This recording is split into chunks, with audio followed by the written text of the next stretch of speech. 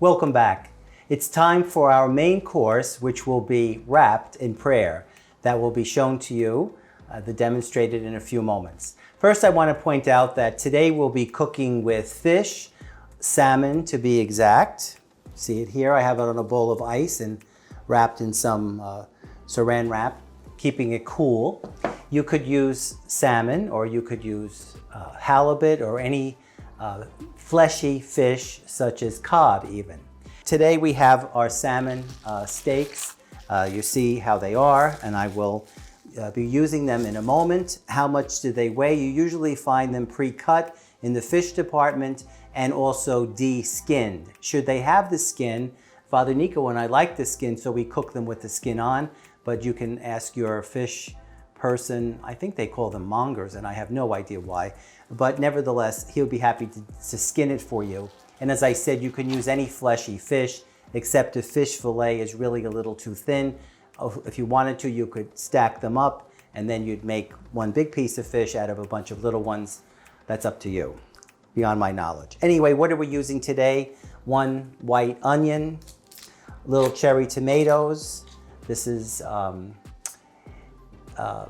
onions. This is green onion. We have some dill, which has seen better days, but it will retain its flavor.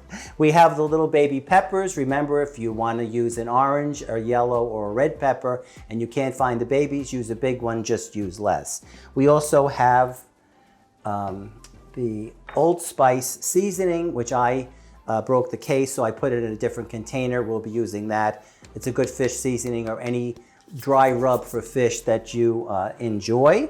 And then we also have a lemon, of course, which you know about. And we have dressing. Now, I have here some soy ginger dressing marinade. It's a little thick, as you'll see. When you choose your dressing, choose a thick one, not like a vinaigrette. A lemon dill cream sauce.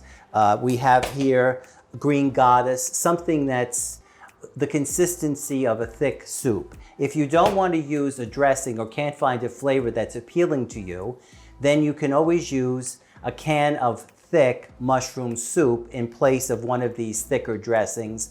I would not use something like blue cheese because it would overpower the taste of the fish. Now, another thing is we have a bag of spinach that is pre-washed, and you'll be using it right out of the bag. Can't be any simpler than that. If you don't like spinach, you can use another leafy green, kale, something hearty, escarole perhaps, that's up to you. The same thing applies. It'll cook in the liquid produced by the concoction that we're about to begin.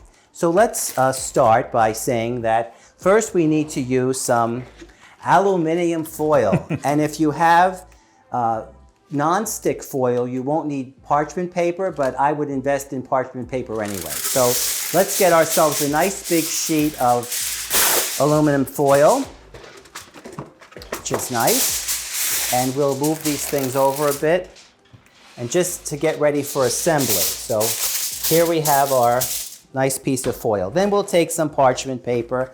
I don't know if you've ever seen it. You'll know it because it says parchment paper, okay?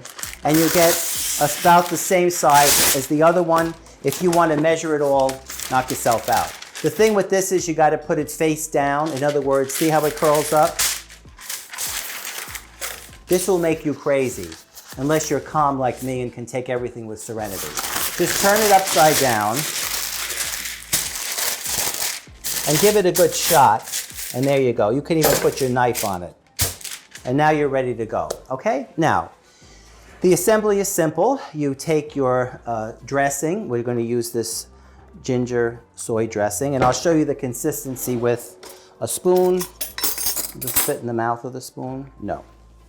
Okay, so we'll use this. The first thing we're going to do is take a little bit of it. You see how thick it is? And we put it at the bottom here, and you make a little foundation while we're doing that. Okay, you want to cut a couple of pieces of butter for me? I just asked him to cut a few pieces of butter, my good assistant. He's been so patient and kind today, but it's his nature, which is nice. I hope it's catching. All right, so there we have a little dressing at the bottom. Then you take your flounder, which you want to keep chilled or whatever fish you have, and you take it out of its wrap. Okay, so I'm going to show you this in a minute.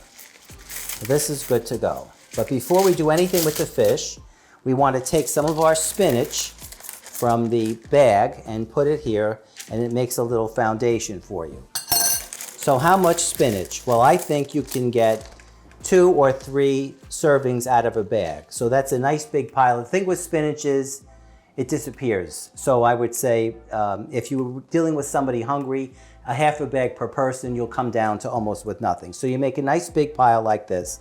Then you take your fish rub, whether it's Old Bay that I showed you or this that I happen to have, and you just sprinkle a little on the fish like this and press it in.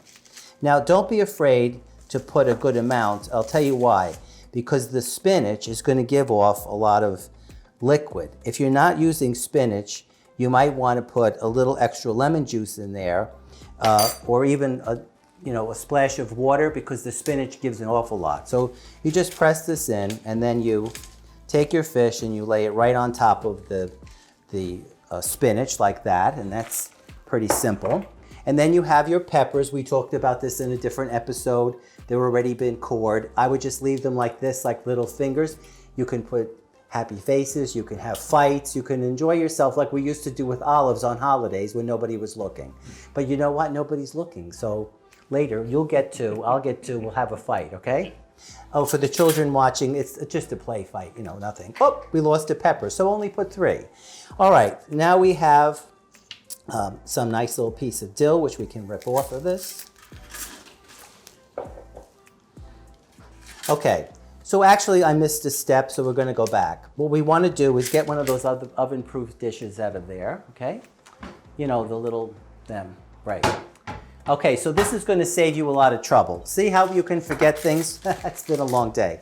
Take your peppers and take your onion, which we're gonna chop a little bit of. Okay, so there's an end. Remember what you're gonna save this for, the special aroma-producing packet. Get a nice piece of onion like this. Take that, and you'll make little ringlets, okay? So there we go. And we want to get some of this, which is, okay, there you go. And we probably could use a couple of more of these.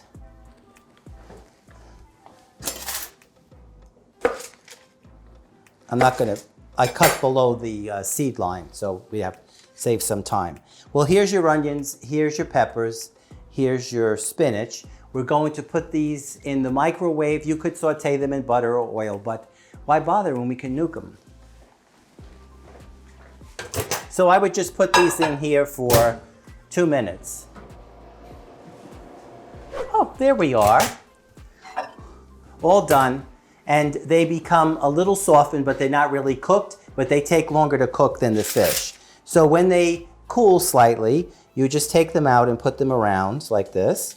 Put the onions over the, you can use as much onion as you want. Of course, you could use a red onion, just that I had a white one. And there you go, and there you go. Now, you can take some of your cherry tomatoes, and they themselves will explode and give off some very nice juice. And I would put quite a few, maybe 6 or 7, which give a nice, you can make a thing so nothing falls off. And then, of course, you have your lemon, and this does not have to be precise, because when it's done, you're gonna take it off anyway, but it is nice to have there. And then squeeze a little lemon over the whole thing. And then put some of this, and you're good. Now, this is the fun part. So take one corner and fold it up. Oh no, wait. And then we're going to add a little more for this for the top, okay? Here we go. Look how much fun that is. Whee!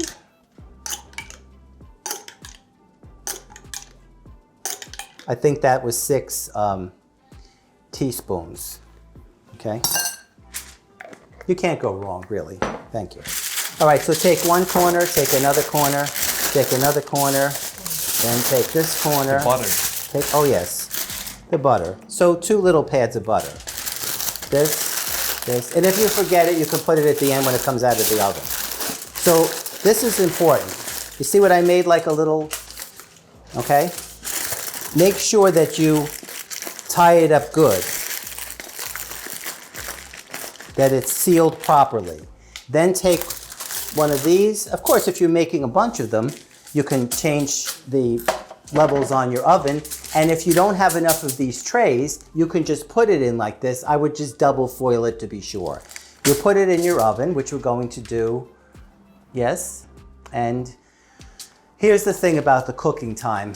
Our oven here is insane. We never know really what temperature it is. So I would say 425 for 15 minutes. Yes, it's a hot oven, but this has to steam up quickly. Have it preheated.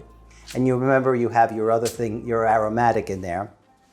Put it in. After 15 minutes, you can take it out, put it on a hot thing, unwrap it, and you just gently put a little knife in there, like dig through, find the center of the salmon, and maybe with even 2 knives, you can separate them and look. And if it's the way you like it, then you take it out. If you want it to cook a little more, that's up to you. Something like salmon can stay a little pink, that's nice, but again, it's a matter of taste. If you want your fish really cooked, then put it back and leave it longer. With the other fish that you can't tell by the color, if it's a white fish like haddock or cod, the thing is when it's opaque, which means you get a little shiny and a little bit able to see through, like it looks a little uncooked, then it is. You can eat it like that if that's how you like it, or you can wait till it's very cooked and then it should flake easily when you push the knife. If you have resistance to your fish, the other white fish, then it means it's not really cooked. If the knife goes in and the fish falls over, then you know it's done, okay? So I don't know what else to tell you. I guess I should tell you it reaches an internal temperature. I have no idea. I do it by looking and guessing and hoping for the best. Now, where was the wrapped in prayer part? Well, it was in the wrapping, okay? I did it and you didn't even know it. But as you do the final coming together, okay, you ask the Lord, and I will, Lord, I wrap this little meal in prayer. May whoever is going to eat it, probably my friend here, be blessed. May this that I have prepared be an expression of my love, and because of that, an extension of yours, who has given me the gift of love. So this meal is wrapped in prayer. In a few moments, we'll take it out of the oven, and I'll show you how to plate it. You need to be a little careful with the heat, and it's been a pleasure. Now, there's one final installment that's coming up, and that will be dessert with Father Matt, which will be Carpenter's cheesecake, and he's going to explain to you why it's called Carpenter's cheesecake. Okay, so we're taking the hot packet out of the oven. Here we go. And you need the gloves, it's very hot. And we'll let it sit here for a few moments just to, settle and get nice and warm. Here's the accompaniments with it. You can have rice, Spanish rice. You just have to follow the directions. It couldn't be any easier. It takes about 20 minutes or so. That's it. Here you go. So it's not Goya, it's Vigo, but it doesn't matter. It's a nice little package, and this is what you get from it. It's pretty simple. The other thing you can have with it is mashed potatoes, which is excellent. You can find a recipe for that. Something that I've tried that I like is polenta. It's made from cornmeal. It comes in these nice little logs. You cut them in wedges, and then you can nuke them for a few moments until they get hot, and they'd be a nice foundation for the dish. So I'll show you how to plate it and eat it later. There's 3 different ways you can go with this. And we'll see you in a few moments when we're ready to unwrap. Hi, we're back. So we have finished our salmon. As I told you, we checked on it and we opened it. And I will open it again, but I did look at it. You have the foil. I think you can see that. Now, the foil can be a little hot, so if you think you need gloves, go ahead and use them, but I have my kitchen hands, and they're also venerable, which is fine. So you open up the aluminum foil, and then you go and get the a spatula and you get ready to do this. You lift this up and then you have Father Nico over for dinner and he'll pull out the aluminum foil. Go ahead, pull it away. Goodbye, thank you. And then you're ready to plate your little packet with the parchment paper. Obviously, if you only use aluminum foil, you won't have the parchment paper, you'll have to do it this way.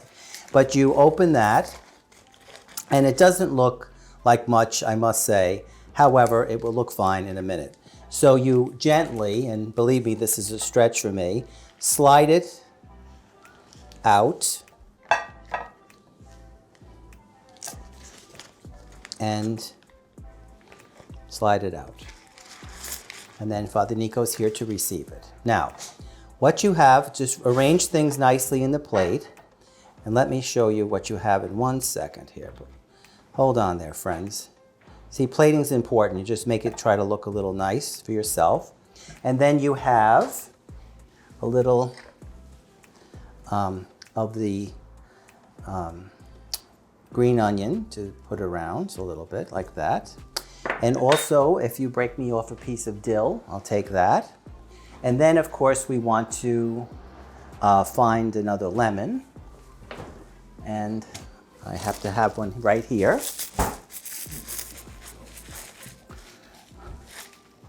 Cut a few nice wedges of lemon with the let me get the sharp knife. See, it's just like being at home. So you want to put that on the side. Okay, and then you have a little dill. Let people dill themselves.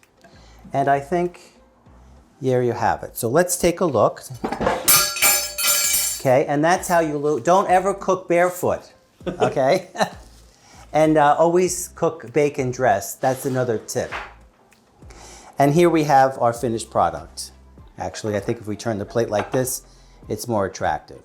You have your peppers, you have the spinach at the bottom, you have the cherry tomatoes that are cooked, you have your lemon, which you can squeeze on top or not, you have the dill, which you can use sparingly, you have a good 2 to 3 inches of delicious liquid at the bottom that you can use for the rice. As we spoke about, this is what the Spanish rice looks like at the end. Or you could have your polenta. You just slide it underneath there. You can take your Italian bread and drink up the sauce with it.